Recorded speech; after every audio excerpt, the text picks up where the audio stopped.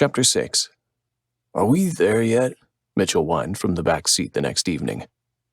Jordan's Tesla Roadster gunned toward upstate New York under the bright streetlights of I-87 North. The electric sports car combined the cutting-edge controls of a fighter jet cockpit with the creature comforts of a high-end luxury vehicle. But the designers had created the back seats for malnourished 6-year-olds, not lanky adult playboys. David shifted on the comfortable front passenger seat and inhaled the scent of new leather.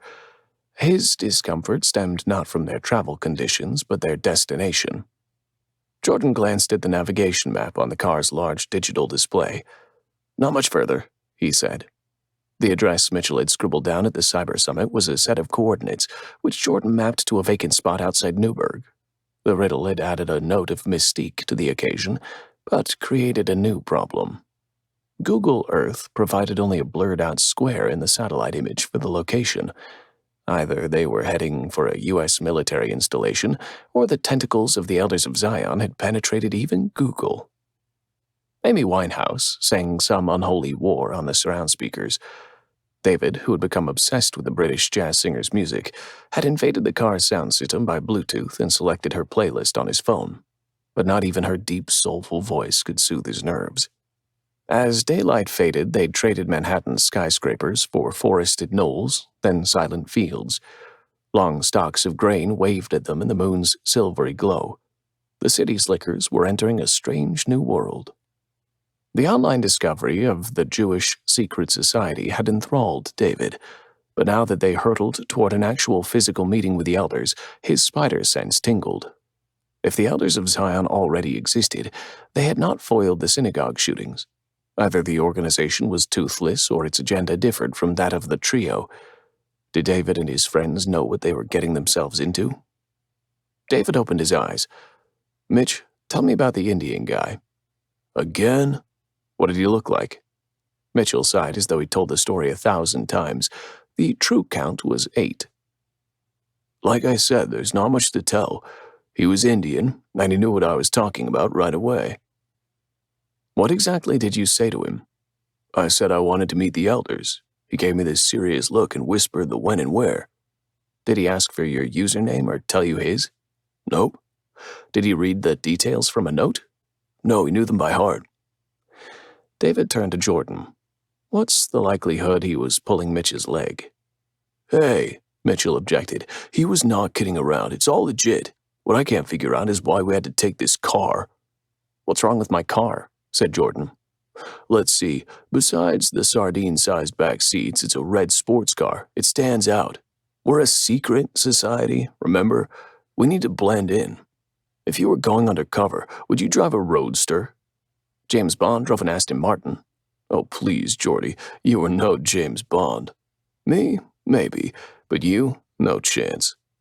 "Whatever. The roadster is silent and fast. You'll appreciate that if we need to leave in a hurry." They considered that possibility for 3 seconds while Winehouse sang of bitter battles. "Why would we need to leave in a hurry?" Mitchell said, suddenly concerned. Jordan scoffed. "Because we don't know who these people are or what we're getting ourselves into." "Are you chickening out?" "I'm not chickening." The sound of clucking chickens filled the air. David lurched forward as Jordan slammed the brakes and pulled over onto the bumpy side of the road. The highway had dwindled to 2 lanes, trading its cement barriers for wide grassy shoulders. They had ground to a dead halt in the creepy liminal space New Yorkers called the country. "Son of a bitch! Get out of the car!" The chicken noises continued from the back seat. "Guys," David said, "we need to calm down, okay? How are we going to get through tonight if we're always fighting?" Jordan turned off the music. "We're not going anywhere until he apologizes." "Mitch, please apologize to Jordy." Mitchell shuddered with pent-up laughter. "I'm sorry for calling you a chicken shit scaredy pants." "Oh, grow up." David glanced at his wristwatch, which read 10 p.m. They were running late. "Mitch, Jordy's right. This is serious. We don't know who these people are yet. If the 3 of us can't stop fighting, we could get into serious trouble. We might as well turn back now." Mitchell sobered up. "Okay, whatever, Jordy, I apologize. I won't call you chicken again." Jordan ground his teeth. "Apology accepted." "Thank you," David said, his patience growing thin. And to be on the safe side, I suggest we hightail it out of there at the first sign of danger. Agreed? Jordan said. Agreed. Fine, Mitchell said. Next time I'll bring a gun. A gun? Nobody said anything about guns. Relax, Jordy, I'm just kidding. This is a Jewish secret society, remember? What's the worst they can do to us? Send us to Hebrew school? Jordan chuckled nervously, and the tension diffused. David wasn't sure he agreed with Mitchell's forecast, but at least they were back on track. Good, he said. Now let's move on and change the subject. Jordan sped up and rejoined the flow of traffic. Silence reigned again for another 3 seconds. So how's your new girlfriend, Dave? David's cheeks warmed. He could sense Mitchell smirking behind him. David had asked for a change of subject, and Mitchell had delivered. What girlfriend? The babe at the bar. You seem to hit it off. Yeah, I suppose. There was no use in denying his encounter with the attractive cybersecurity consultant. David had thought of little else all day. What's her name? Amy Anderson. The name rolled off his tongue. She didn't know who he was. David liked that.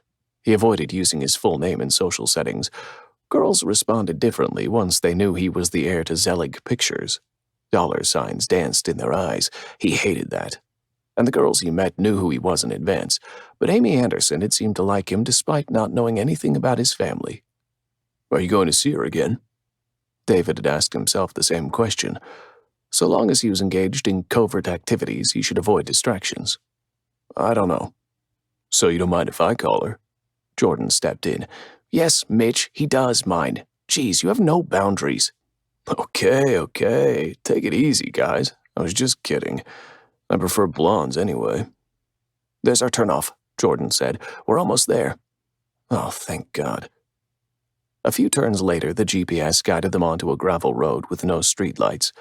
Loose stones pinged against the underside of the car. Jordan swore. This road will scratch the paint. All for the greater good, Jordy, said Mitchell, who for once seemed to enjoy the ride. A rusty metal cattle gate stood open, a heavy chain trailing in the tall grass. This must be the place. They cruised through the gate, only the crunch of gravel and headlight beams betraying their presence. As they rounded a clump of tall trees, a dark house lurked in the moonlight, a large, sprawling mansion. Wow, Jordan muttered. Flaming torches lined the gravel driveway, which opened onto an ample parking lot, lined with high-end sports cars. Now we're talking, Mitchell said. Jordan reversed into an empty spot between a Ferrari and a Lamborghini. Judging by the other cars, their fast getaway would have to be very fast. They got out, gravel crunching under their feet. The brainy roadster looked a little insecure among the lineup of vehicular brawn, a clean-cut upstart among the steroid-stuffed bodybuilders. Groaning and moaning, Mitchell unfolded his body from the back seat and stretched his limbs. Man, I need a massage. Come on, David said. Looks like they already started. The flaming torches led to a tall entrance with double doors of old dark wood. The trio stepped onto the threshold. David cleared his throat. He had never expected to find the Elders of Zion, never mind attend their secret meetings, and so he hadn't prepared an elevator pitch to convince the elders to let the trio join the society. By now, he should have learned to plan ahead. Should we knock? Jordan whispered, noting David's hesitation. A large iron knocker lay on each of the double doors, the business end carved in the shape of a world globe. This place reminds me of a movie, Mitchell whispered. Did you see Eyes Wide Shut with Tom Cruise and Nicole Kidman? The secret cult met in a big mansion just like this. Underneath the cloaks and masks, everybody was naked and the meeting turned into a huge orgy. Mitchell sounded hopeful. Thanks, Mitch, David said, more to shut him up than to express gratitude for the unsolicited Hollywood trivia. But I don't think the Elders is about wild sex. Yeah, Jordan said, jumping at the opportunity to criticize Mitchell. But we'll use the same set when we turn this into a movie. They had bombarded Mitchell into silence. As David reached for the knocker, he noticed that the door on the right wasn't closed. He pressed his fingers to the coarse wood and the door inched forward. It's open, David said, an explorer recording his impressions on a dictaphone in case the ground swallowed him up and he never made it back to civilization. Another push, and they stood before the scratched parquet of a large antechamber lit by flaming sconces. Pale squares on the elaborate wallpaper showed where large paintings had hung. Thick cobwebs looped from a dark and dusty chandelier that dangled from the high ceiling. Through the walls, an unintelligible, sonorous voice droned. Questions jostled each other in David's head. Did the elders always meet here, or did they select a new location for each occasion? Had the trio missed the important bits? Judging by the vacant antechamber, they had missed the pre-event buffet and mingling. The trio stepped inside, and David tried to locate the source of the voice. "Look," Mitchell said, pointing to a pile of black fabric bundles in a corner. He picked one up, and his eyes sparkled in the flame light. "See, I was right. Cloaks." He kicked off his shoe.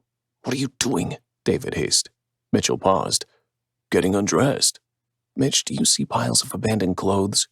"No, but do you see any gym lockers or changing rooms?" "Dave, nobody's taking off their clothes, okay?" Mitchell clenched his jaw, then relented. "Okay, all right," he said, not wanting to risk being the only naked conspirator at the meeting. He pulled the cloak over his clothes, and his face disappeared into the shadow of the deep cowl. For all they knew, he could be some other lanky, robed idiot. "How do I look?" David and Jordan exchanged impressed frowns. "Creepy." They enrobed.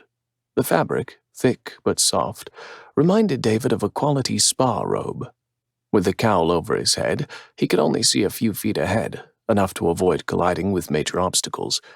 A large weight lifted from his shoulders. In this disguise, nobody could see his face, allowing him to dispense with introductions.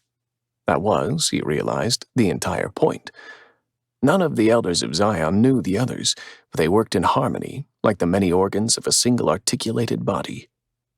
David turned his head from side to side.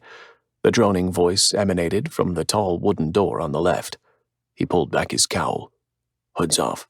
His friends obeyed. "Let's stick together. The last thing we need is to get lost." They nodded. "One more thing. We're here to listen and observe. If they address us, let me do the talking, okay?" More nods. "Hey guys," Jordan said. For once, excitement sparkled in his eyes and bubbled in his voice. "We found them. This is really happening." "I know it's freaky, right?" Mitchell said. They grinned at each other, and David swallowed his misgivings. The two men might be the last friendly human faces he'd ever see again. They pulled their cowls back over their heads. "Okay," David said. "Let's do this."